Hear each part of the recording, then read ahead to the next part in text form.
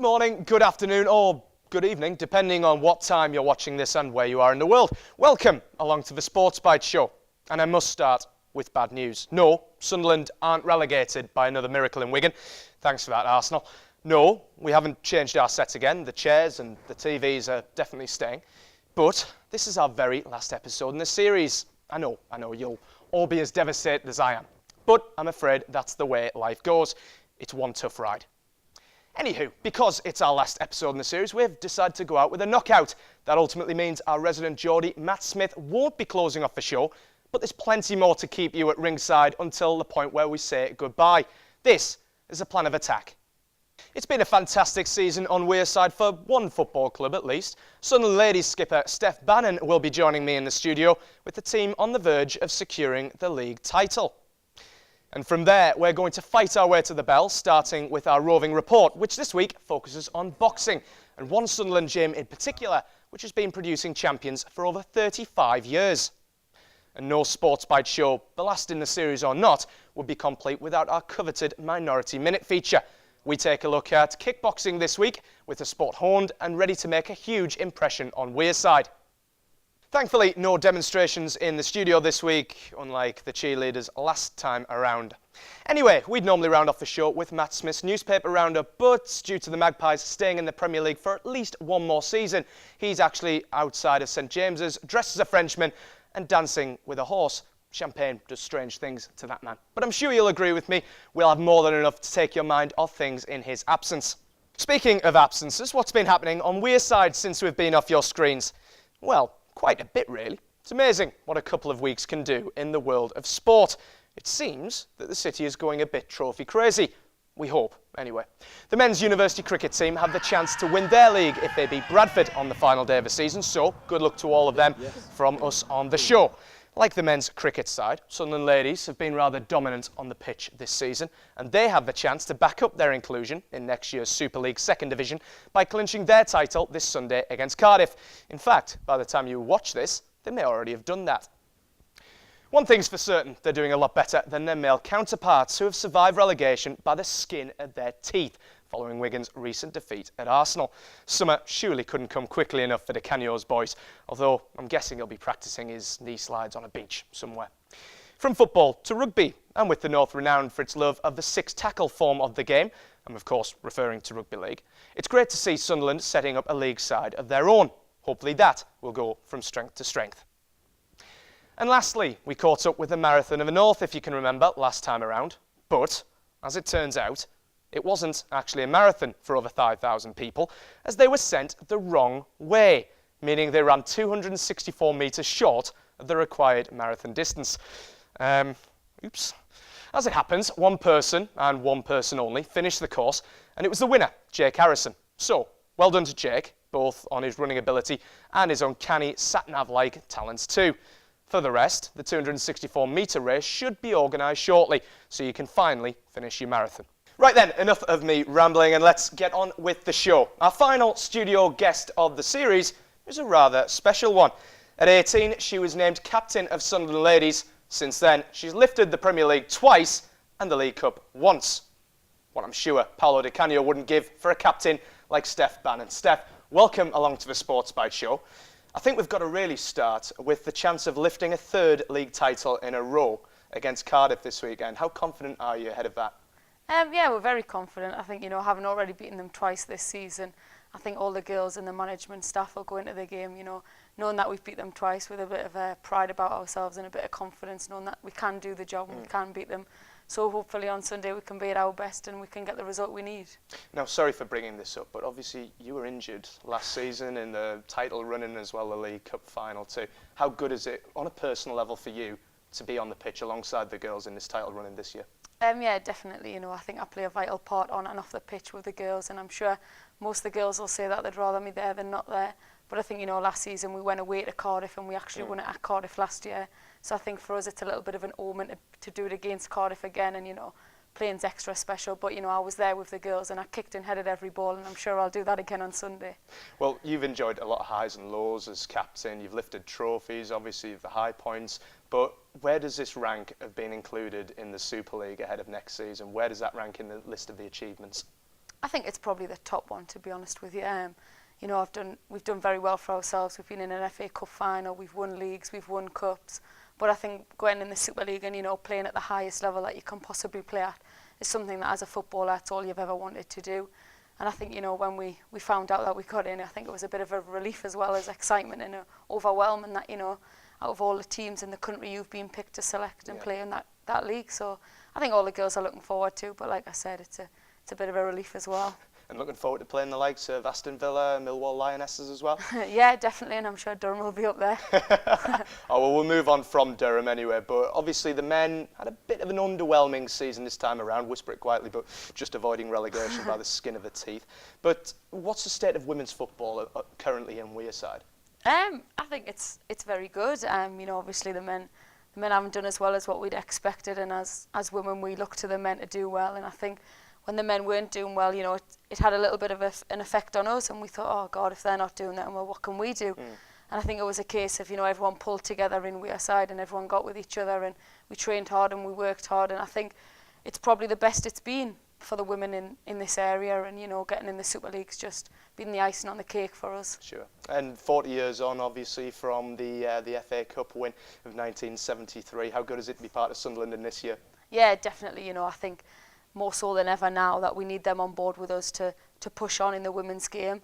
I think, you know, that Sunderland do great for us and we're thankful for everything they do. And I think, you know, just to be able to now go to the next level for the women's game, we need all the help that we can get from everybody, including yourselves and Sunderland. And I think if Sunderland can come on board even more, you know, with the training and the nutrition side of things, it'll make us even better players on the pitch. Well, you were named captain at 18, am I right? Obviously you've enjoyed the highs and lows like I've mentioned, lifting trophies, singing to teammates as they were injured, being carried off the pitch as well, I seem to remember. But in terms of the highs and the lows, how proud have you been to have been captain of not just Sunderland but also winning Sunderland's side? You know, I think it's something that as a person, as a player, being a captain of any team is a very proud moment for you. But to be a captain of a team for so long and at such a young age, you know, I remember the day that Mick turned to me and said, Steph, I'm going to make you captain. I'm building my team around you, so it's time to step up to the mark. Yeah. And at 18, I just went home and cried. And I thought, oh my God, what is this man talking about? He's telling me I'm going to be captain of a team called Sunderland. It was such a big name at the time and still is. And, you know, and I think you just had to take it in my stride. And I thought, oh God, have I done everything right? Could I do anything more? And I think at times I looked at myself and I think, yeah, I've done that okay. And then at times you think, oh, if I'd have done it this way, would we have got a better result? Would they have team gelled a bit more? Could we have done better in other situations? But, you know, I think just being a captain of any team, you just have to pull your socks up when it counts. And I think, you know, I think we do all right for ourselves. And finally, Steph, because we appreciate you do have training after this and we don't want you to be late for that ahead of the Cardiff match. Where can the team go from here? You've mentioned the Super League next season, but is it surely onwards and upwards for the team? Yeah, definitely. I think, you know, when the Super League bid went in, we just put a bid in for both Super League 1 and Super League 2. Obviously, we would love to have been in Super League 1, but unfortunately we just landed in Super League 2. Grateful as we are for being in Super League 2. I think as a club and as a team, you know, we now want to push on and try and do our best in Super League 2, and who knows, maybe it's getting Super League 1 eventually. And as a club, we just want to keep progressing, and, you know, we don't get paid as players. We do it all out of our own pocket. Yeah. We go away, long overnight stays, what have you. It's a lot of time to give up. It's a lot of commitment from a lot of people involved. And I think, you know, we have to, now that we're in the Super League, we need to up our game a little bit, and hopefully, fingers crossed, in the next couple of years, we can be in Super League 1 with competing with the best of Arsenal, the Chelseas, the Evertons, the Liverpool, and, you know, one day could be Sunderland winning that league, and that's what we aspire to, and that's what we're hopefully going to do. You already touched upon it there. You've already played the likes of Liverpool and Arsenal, but ahead, if Sunderland really want to push on, how are you going to bridge that gap up to the top teams? I think, you know, obviously the manager will recruit in the summer. I think we're going to be honest, we're going to try and look at Scotland players, not obviously being up north. Going to look there. The university's on board now, so a few of the scholarship players are coming in. I think it's a case of, you know, building on what we've got and hopefully bringing in one or two experienced players and youth players to ensure that we do bridge the gap so we don't get left behind. Steph, thank you for coming onto the show. Thank you to being the final guest of the series as well, and good luck. Hopefully you can bring back that third league title. Okay, many thanks, Steph. Cheers. From one success story to another now then, and it's to the boxing ring we go. The sport has produced a vast array of impressive youngsters over the past few years, with London 2012 proving to be a medal fest for Team GB. And Sunderland's ABC gym is hoping to produce yet another champion in the near future. Matt Millington has the series' final roving report. Through the day, lessons go on as usual, but after the teachers go home, the real graft starts.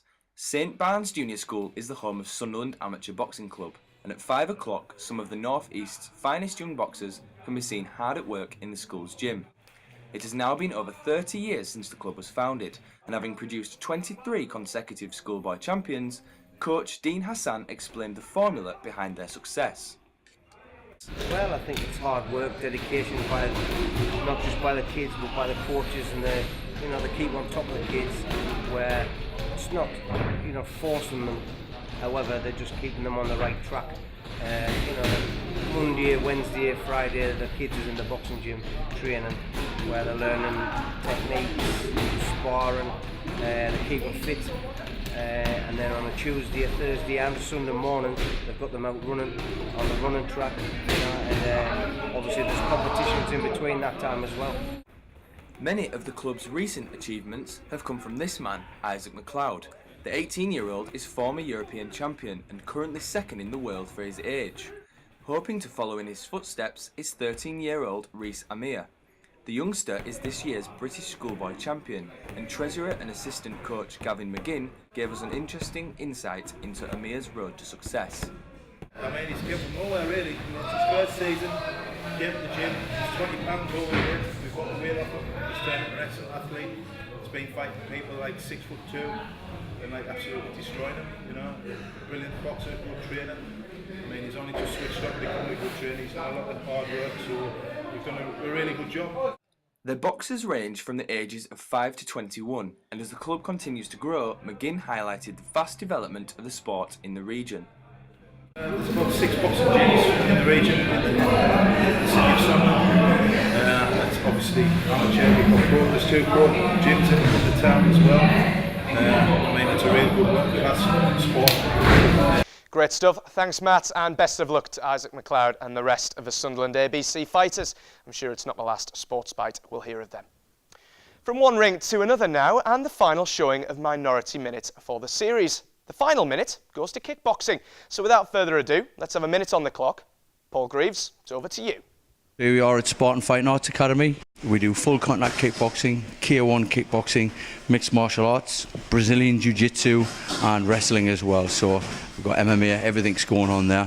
What I love mainly about kickboxing is that it's a really entertaining art form. Like the K1 side, a bit more brutal with the low kicks and the knees, but the full contact side, a bit more flamboyant, very entertaining, very athletic, very gymnastic as well. The sport's kept me fit and healthy. Really enjoying the sport, loving it, love teaching it, love taking part in it still, occasionally even at my age. Yeah, so an outsider could come in and look at the sport, see 2 kids sparring there and say, all right, they're just battering each other. There's a lot of technical skills going on there in the background, thinking about the attacks as well, the timing of the attacks, picking targets out, throwing a decoy shot to try and draw the opponent's guard upwards so you can hit low or downwards so you can hit high. Anyone can take part in the sport. You don't have to be fit to get started. We have kids classes, adults, there's a ladies join in with us. If anybody wants to come down to Spartan Fighting Arts Academy, we're open 6 days a week. You can get us on our website, www.spartangym.co.uk. So thank you to Paul for that cracking stuff, and thanks to all those who gave us their minority minutes throughout the series. And with confirmation that Matt is indeed outside St James's Park right now, celebrating their survival with his newfound 4-legged friend, that is us done for today and the series. It's been a fantastic experience, and none of it could have been possible without all of our studio guests and, of course, the SportsByte Show team, both studio and reporters. You know who you are. So thank you for taking the time to watch us. Hopefully we haven't bored you too much and you found 1 or 2 sports to get into. For the final time, I have been Andy Sixsmith. This has been the SportsByte Show. From all of us here, take care. Bye for now.